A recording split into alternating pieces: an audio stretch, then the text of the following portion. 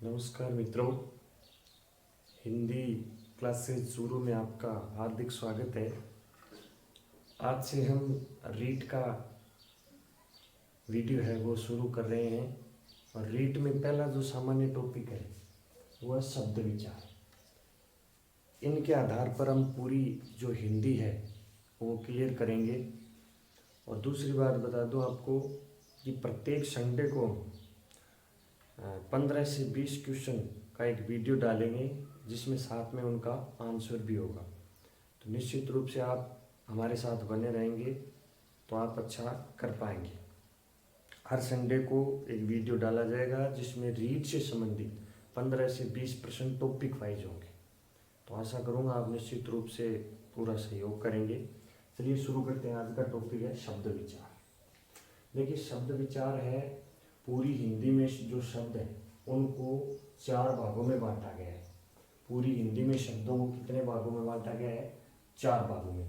पहला है उत्पत्ति, स्रोत या इतिहास, यानी वे शब्द जिनकी कहीं ना कहीं से उत्पत्ति हुई है या जिनका कोई ना कोई स्रोत रहा है या जिनका कोई इतिहास रहा है।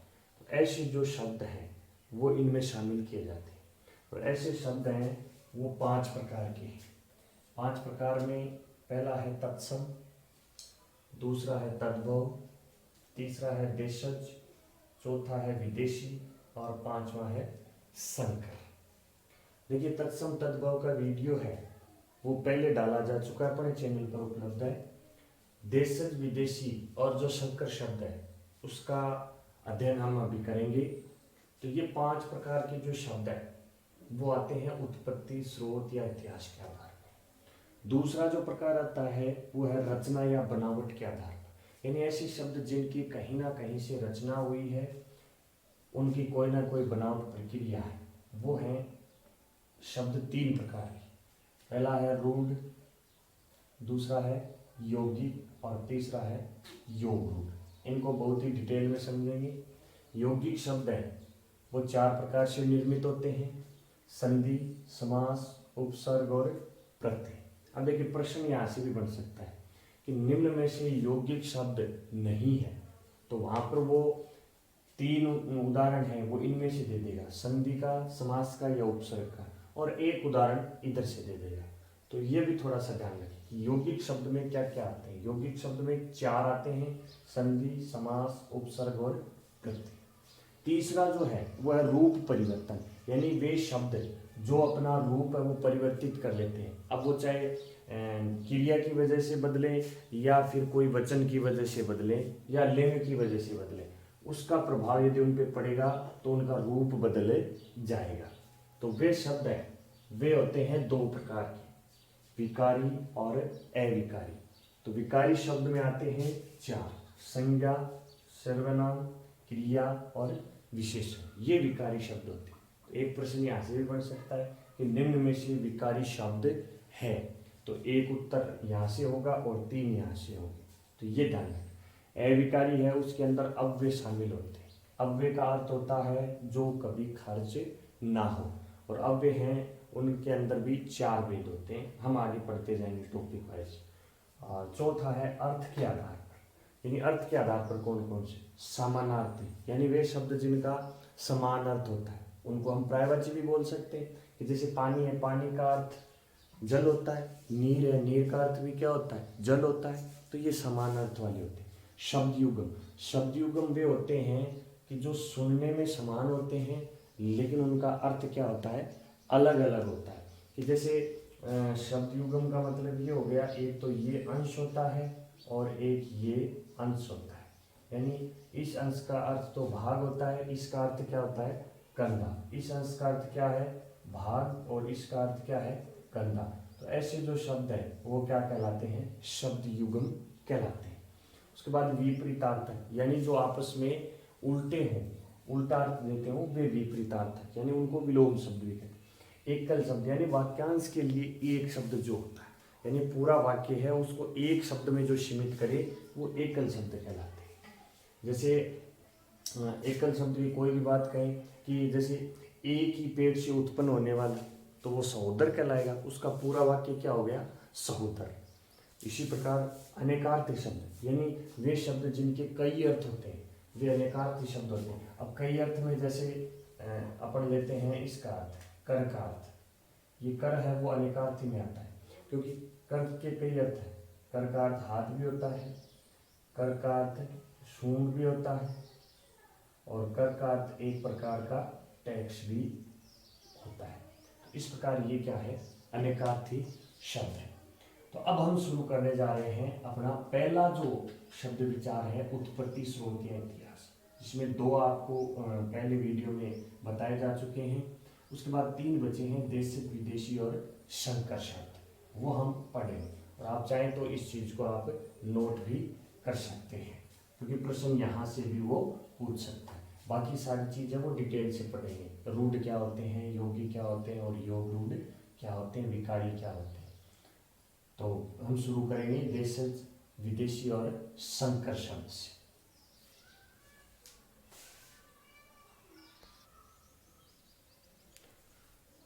तो मित्रों देखिए, देशिक शब्द क्या है। देशिक शब्द वे शब्द जो क्षेत्रीय लोगों द्वारा आवश्यकता अनुसार गढ़ लिए जाते हैं, वे देशिक शब्द कहलाते हैं। यानी क्षेत्र विशेष के कारण, जैसे हमारे क्षेत्र का कुछ और है, आपके क्षेत्र का कुछ और है, आपने अपनी आवश्यकता के अनुसार जो शब्द बना लिया वो क्या कहलाएगा, देशिक शब्द कहलाएगा। ये कुछ देशिक शब्द हैं जो परीक्षा की दृष्टि से महत्वपूर्ण है।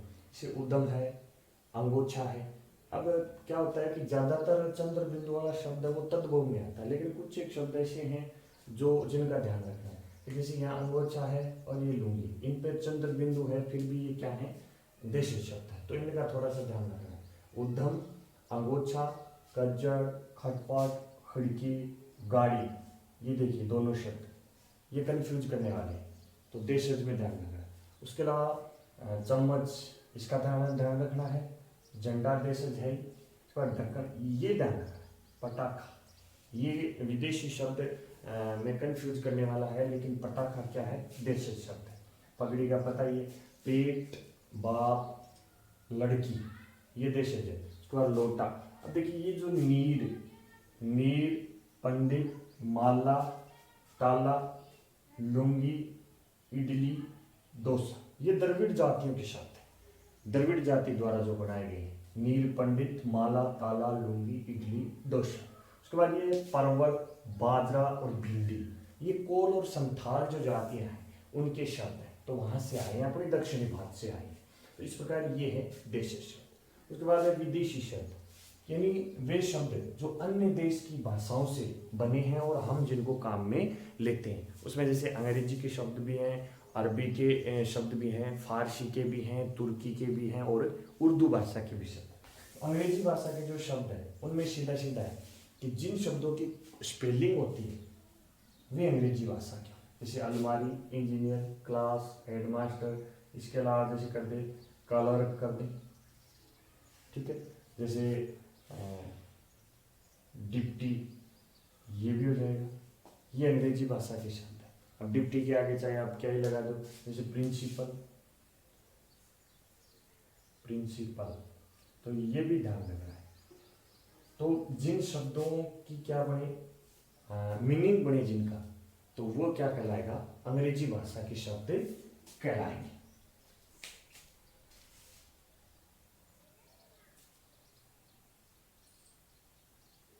देखिए मित्रों, अरबी भाषा के शब्द, इनको थोड़ा सा याद करने का एक सीधा सा तरीका मैं बता दूं आपके हिसाब के लिए। मैंने ये शब्द हैं वो क्रम से लिखे हैं, कैसे करने याद देखो। देखिए, अक्ल वाला आदमी अजीब होता है, अक्ल वाला आदमी अजीब होता है, इसीलिए वो अदालत में बैठता है और आजाद होता है। कमाल होता है वो, क्योंकि कानून की कुर्सी और किताब उसके हाथ में होती है।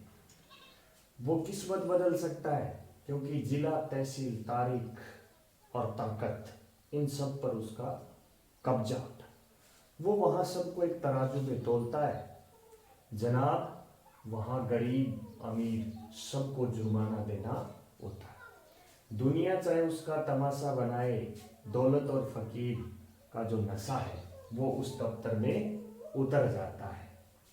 वहां बहस करता है और फिर फैसला देता है। सही जो है उसकी मदद करता है। मतलब ये हुआ कि वकील जो है वो अपने हिसाब से जो हुक्म है वो लिफाफे में बंद कर देता है। ये उसकी तूफानी हिम्मत होती है। क्योंकि शादी, शतरंज और में भी हमको ये दिखानी चाहिए। और सबसे बढ़िया जो चीज है, सबसे बढ़िया चीज है वो ये है कि सुबह अगर हलवाई के पास जाते हैं तो नगद लेकर जाना चाहिए। ये थोड़ा सा ध्यान रखने वाली चीज है। तो आप इस प्रकार से इन शब्दों को याद कर सकते हैं जो ट्रिक मैंने बताई है। एक बार फिर पुनः देख सकते हैं। अक्ल वाला आदमी अजीब होता है, इसीलिए अदालत में बैठता है। वो आजाद होता है, कमाल करता है, क्योंकि कानून की कुर्सी और किताब पर उसका अधिकार होता है। वो किसी की भी किस्मत बदल सकता है, क्योंकि जिला, तहसील, तारीख, ताकत पर उसका कब्जा होता है। सबको एक तराजू में तोलता है जनाब। वहां पर गरीब अमीर सबको जुर्माना भरना होता है। दुनिया है वो तमाशा देखे चाहे, दौलत और फकीर सबका नशा है वो वहां उतर जाता है। वो अपने दफ्तर जाता है, बहस करता है, फैसला देता है, एक उचित की मदद करता है। मतलब ये हुआ कि वकील है वो हिसाब से अपना हुक्म है वो लिफाफे में बंद कर देता है। ये उसकी जो तूफानी हिम्मत होती है। उसी तरह हमें भी शादी और शतरंज में हिम्मत है वो दिखानी चाहिए, क्योंकि दोनों जगह यदि हम हिम्मत नहीं दिखाएंगे तो कार्य बिगड़ सकता है। शादी में व्यवधान आ सकता है, शतरंज की बाजी हार सकते हैं। और सबसे बड़ी बात है कि सुबह सुबह यदि हलवाई के पास जाते हैं तो हमें नगद लेकर जाना चाहिए। अब देखिए फारसी भाषा के शब्द। फारसी में देखिए इसकी भी एक ट्रिक है छोटी सी, यदि याद रखना चाहिए।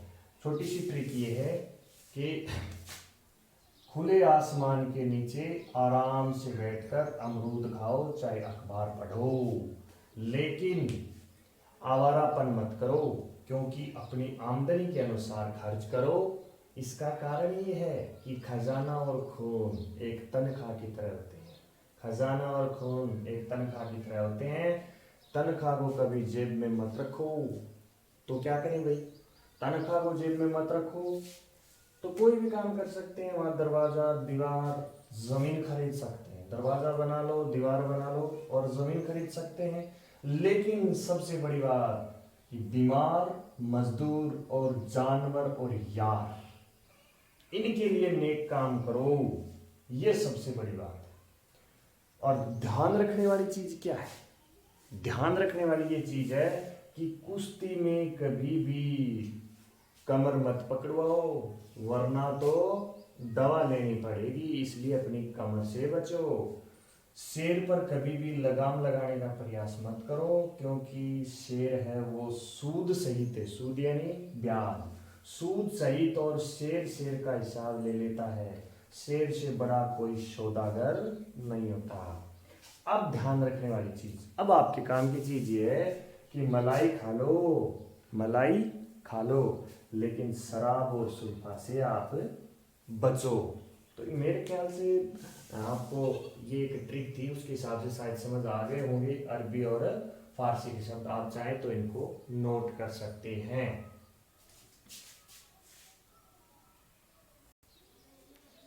तो मित्रों आगे देखिए, पुर्तगाली भाषा के शब्द है, ज्यादा हार्ड नहीं है, सीधे सीधे शब्द है कि अचार, आलू, आलपिन और अगस्त, ये सब पुर्तगाल से आए थे।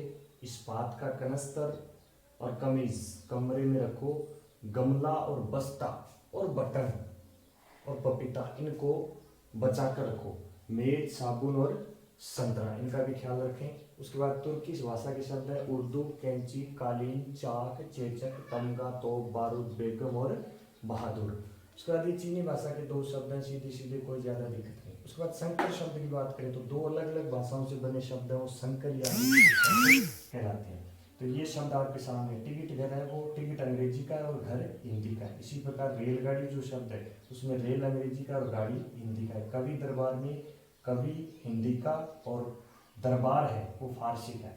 नेक नियत जो शब्द है उसमें नेक है वो फारसी भाषा का और नियत है अरबी भाषा का शब्द है। इस प्रकार से मेरे ख्याल से आपको ये जो शब्द विचार का जो ये टॉपिक है वो समझ में आया होगा।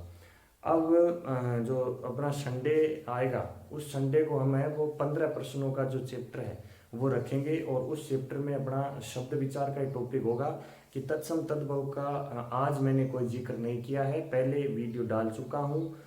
फिर भी यदि समस्या है तो मैं उस वीडियो के माध्यम से संडे को 15 से 20 प्रश्नों की जो श्रृंखला है वो बनाकर डाल दी जाएगी। उसमें अपना टॉपिक यही होगा शब्द विचार।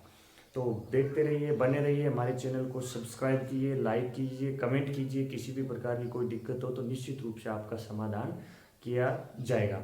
तो मिलेंगे एक अगले वीडियो के साथ, तब तक के लिए नमस्कार।